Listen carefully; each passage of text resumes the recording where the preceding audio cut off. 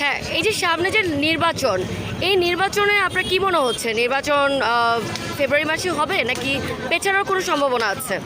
পেছানোর সম্ভাবনা বলতে গতকাল যে হাইকোর্টের বিভিন্ন আইনজীবীরা রিট জমা দিয়েছে তাতে পেছানোর সম্ভাবনা বেশি। কারণ হলো এই যে গত জুলাইয়ে যেগুলা অস্ত্র এবং গোলাবারুদ লুট হয়েছে, লুটপাট হয়েছে এবং বিভিন্ন বাহিনীর হাতে তাদের হাতে ছিল, আবার কোথায় নিয়ে গোপন রেখেছে, সেই গোপন অস্ত্র এখনও উদ্ধার হয়নি। এমতো অবস্থায় এই প্রেক্ষিতে এই রিট কিন্তু জমা হয়েছে হাইকোর্টে।